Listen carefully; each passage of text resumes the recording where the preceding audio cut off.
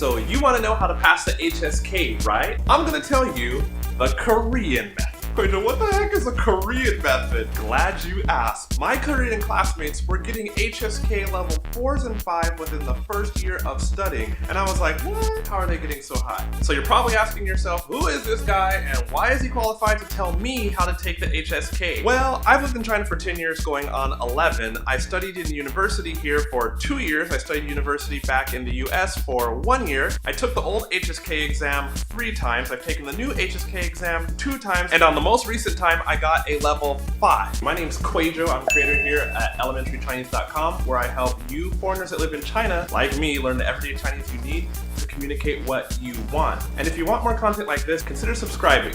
Here's what they did. Saturdays, they were studying and they weren't playing and going out to the clubs like I was way back when. So I watched how they studied, and then I studied the same way. Here's how it works. Step 1. Buy a practice book. Don't buy a bunch of HSK word lists. Don't worry about those on an app. Don't go to a website. Buy an HSK test prep practice book with like 8 exams in there. If you're in China, go to your Chinese bookstore or go to the foreign bookstore on your college university and buy the book. If you're in the US, you need to go to Amazon.com. Good thing I put some links in the descriptions below. Step 2, take a practice test. Kind of a no-brainer, but take a practice test. And when you finish, step 3 is score your practice test. Also a no-brainer. Now here's what you do when you finish scoring your practice test. Step 4, go to the answers you got wrong and only the answers you got wrong and underline every vocabulary word you do not know.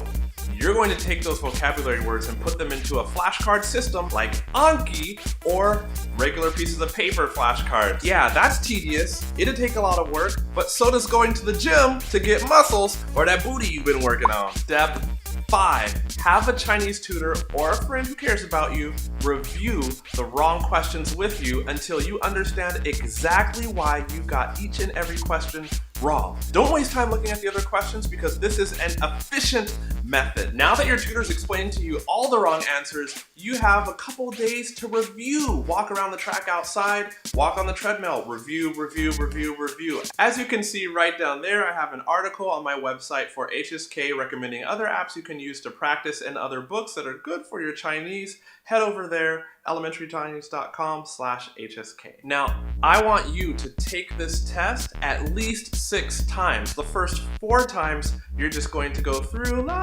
fairly easily and hit those steps 1 through 5. On the 5th time taking the test, you better get your timer out and time yourself according to the allotted amounts of time for the real test. That way you get used to performing under pressure. And you must put yourself in an environment that's very similar to that test environment. So yeah, I want you to take 6 practice tests. Oh my gosh, you can do it. Get to work. What HSK level are you going to pass next? Commit! Put your answer in the comments, talk with other people from the community, share resources. If you're still a beginner and you want to know how to learn Chinese faster, click or tap up there. And if you want another video from Elementary Chinese, click or tap down there. Remember to subscribe and like this video if it was good for you. This is Kwadwo, Elementary Chinese.